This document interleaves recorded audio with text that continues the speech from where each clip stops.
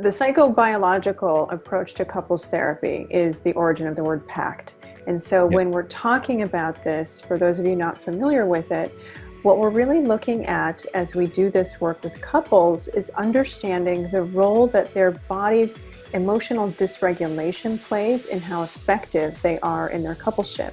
So we're looking at things like how well can they regulate their emotions or their affect.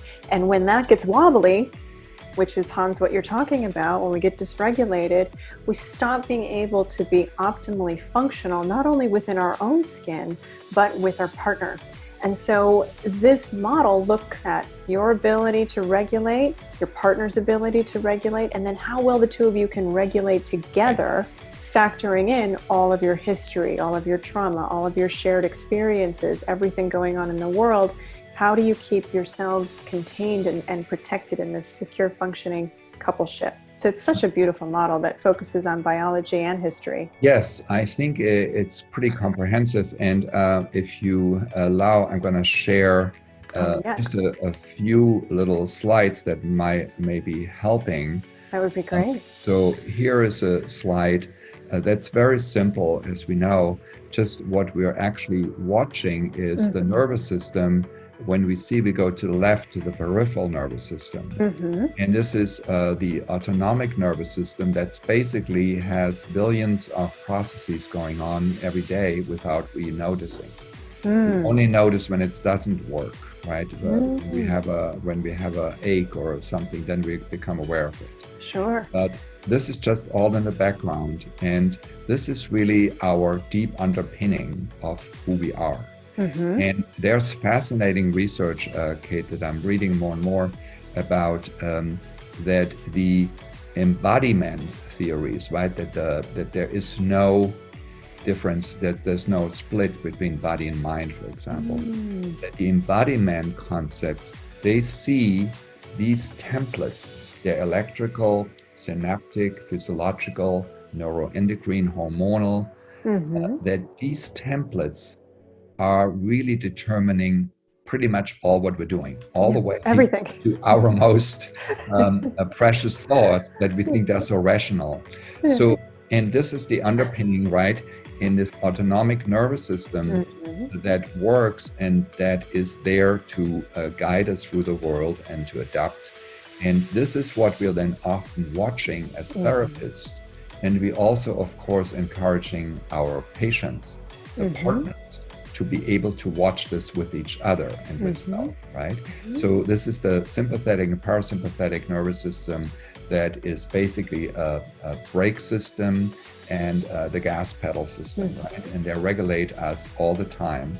And when we become, so to say, dysregulated, when we get out of whack, one of the systems takes over, we don't have a good brake system, we go off over the top. And so this is happening, and that's what we're watching. And this is also, as we well know, this is also our nonverbal system, right? Which is so powerful and which often gets the short drift with couples, that this little eye roll, this little looking away, that tone in the voice suddenly, right? All of these things, there are the things that are really throwing couples off. Exactly. And so they're giving these messages, then I don't like you, you annoy me, whatever it is. We want to help the couple to find those. And as we talked before one time, Kate, tracking themselves and tracking each other so they can use this to really understand more what's going on themselves in the partner. Yeah, it's such a beautiful process to be a part of too. And I mean, if I could count how many times in a session I've heard, your tone is what bothers me between couples, you know, I think I could retire on a private island. Oh, okay. Where would you go, Kate? Somewhere in the Maldives, probably. Okay. But so, you know, what is so interesting about how quickly our nervous systems respond is that we don't even realize it. We later catch on that, oh yeah, my partner's tone changed and that's why I got so angry. Because I assign this meaning to it. I assign meaning that they're angry with me, or they're annoyed, or they're being dismissive, or even more deeply unconsciously, it reminds me of a tone that I heard when I was younger and things weren't safe. And so it can reactivate old early wounds of fear. And when that part of our nervous system takes over, we can go into a fight, flight, or freeze mode, which really undermines our ability to, navigate effective communication with our partner. So when we're talking about the nervous system, it's all about helping people understand, are they in overdrive and they need to slow down and be calmed, or are they so understimulated that they need a little bit more energizing, a little bit more giddy up so they can show up for themselves, and learning each of their own really subtle cues to know that internally, but then also to know that about their partner. As Stan always says, he wants couples to be experts on each other.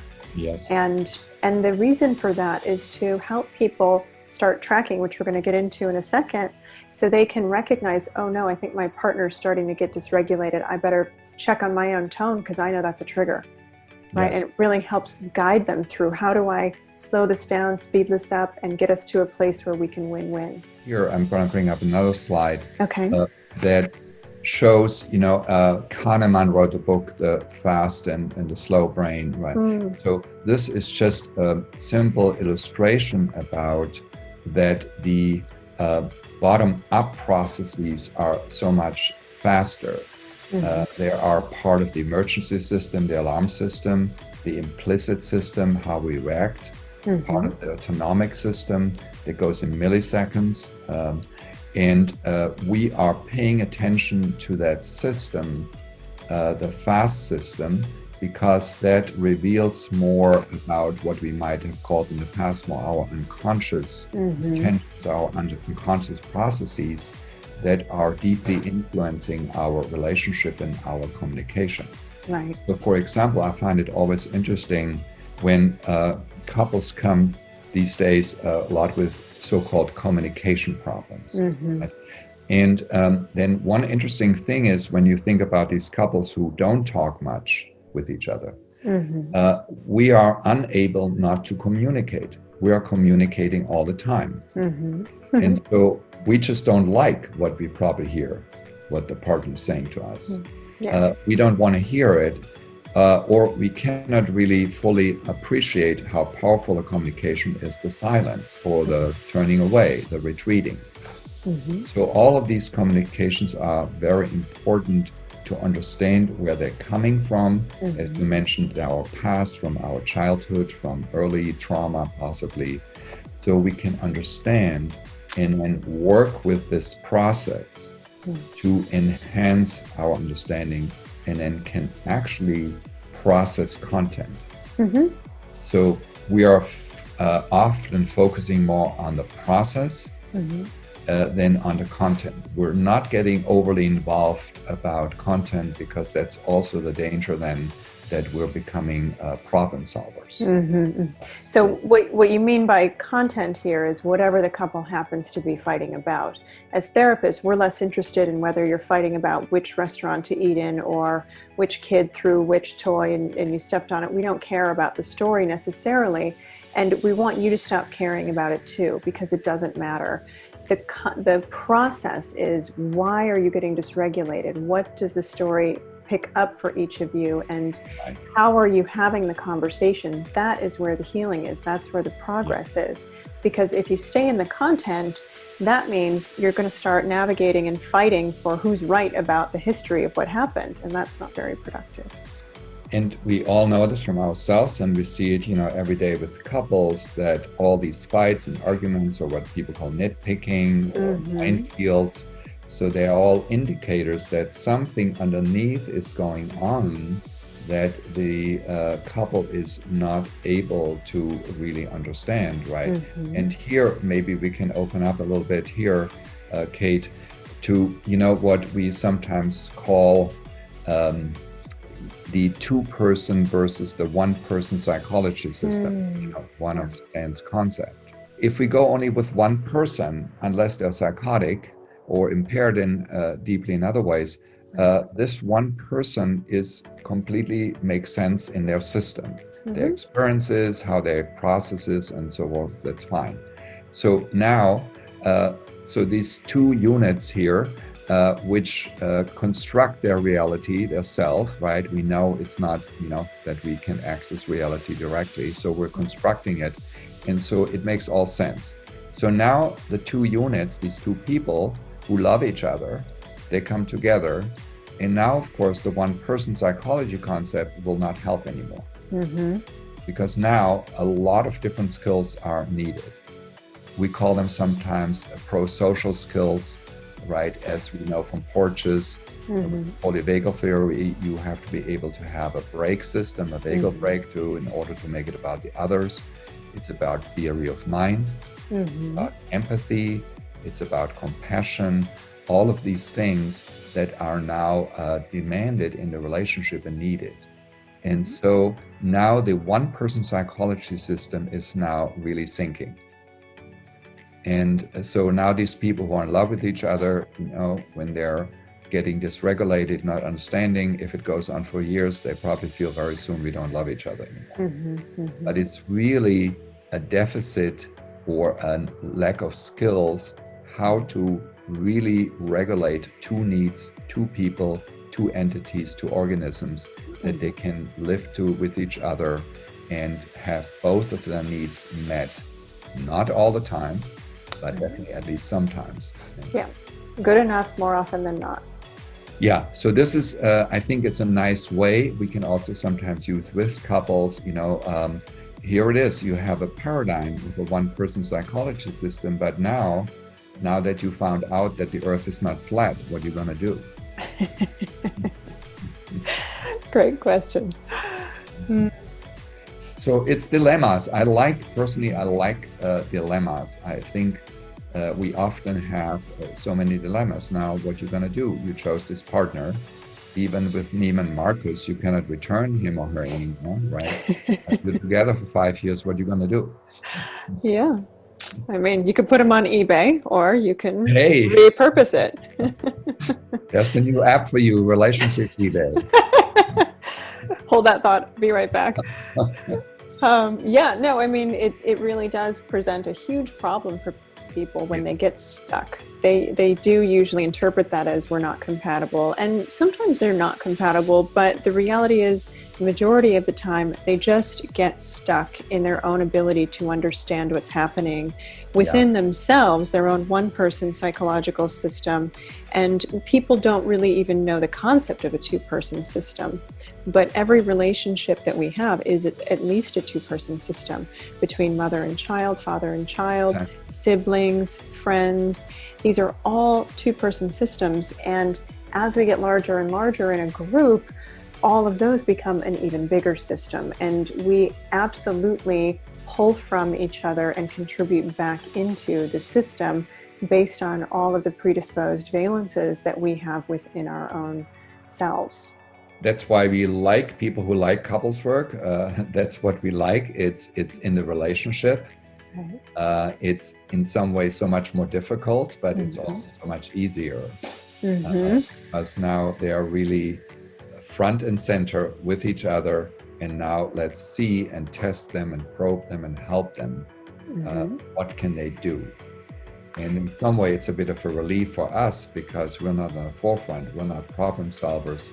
We just help them to, so to say, frame, understand where they are, how they're stuck, right? I always think it's first important before you want to move where you want to be.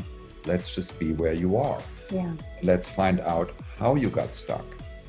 Let's really explore in details how do you get stuck, how you get stuck, and then maybe we can understand what is in the way and then where you want to be and where you can go. But first, let's be here where you are and not go into the future prematurely. Well, I so appreciate you taking the time to speak with me about this today. I mean, we could probably spend hours and hours and hours talking about Pact. 100 hours, yeah. Is there anything that we didn't touch on today that you think is absolutely paramount for someone to know about the Pact model of couples therapy? Yeah, there are so many things. Another thing maybe we just want to touch on, that we are seeing couples not as pathological in their failing. Yeah. We seeing couples as that it is natural, and actually not just natural, it's actually a necessary process, so to say, to fail. Right? I actually wrote my dissertation about failing and the positive aspects about failing, right? Wow. The failing is, so to say, the beginning of disappointment, of coming to terms with reality, and see how we can, in your terms, heal, repair. And I would say provocatively, only a repaired relationship is one that you can trust. Yeah, I mean, I agree. 100%. We can't have a relationship without some kind of, gnarly bumping up against each other, because if you always are aligned, one or both of you is not being honest with yourselves at any given point in time, because we are diverse creatures, even if we're wildly similar to one another.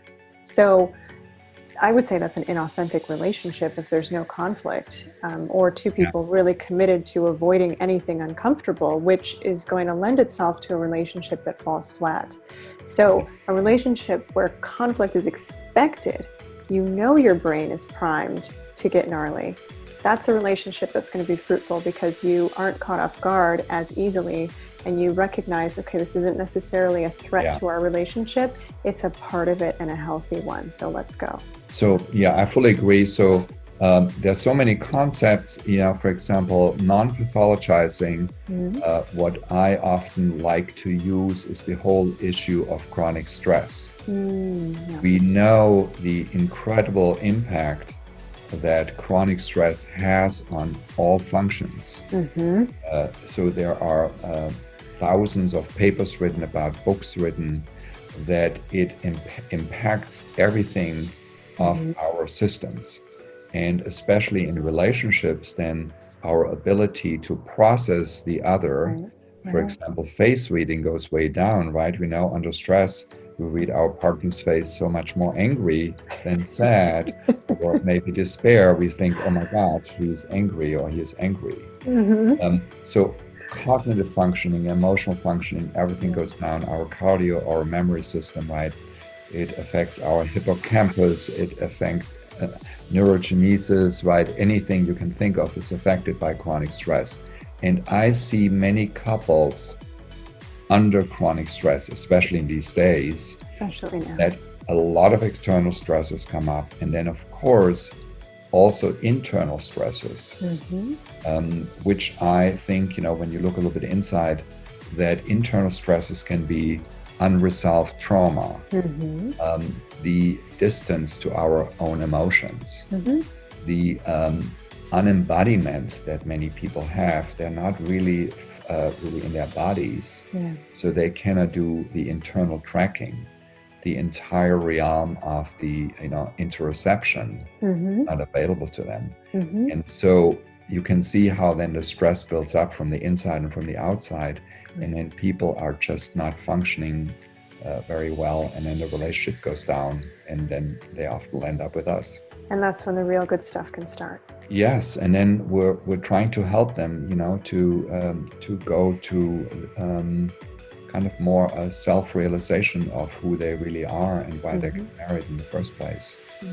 And it, as you know, it's sometimes painful, right? I don't think we have any other way to grow than facing psychic pain, right? Or is that only my Germanic background? No, I think that's pretty spot on. I mean, I always look in California if there's any way to avoid pain and grow. Oh, too funny. Well, thank you again. This was really, really fantastic. And you're in practice right now? Full practice. I'm always waiting for these extra time benefits. They have never shown up. I feel like I'm busier than before. Same. Well, if anyone wants to get in contact with you to be on your waiting list, how would they go about doing that? Hans Stahlschmidt. I have a website, stahlschmidt-therapy.com.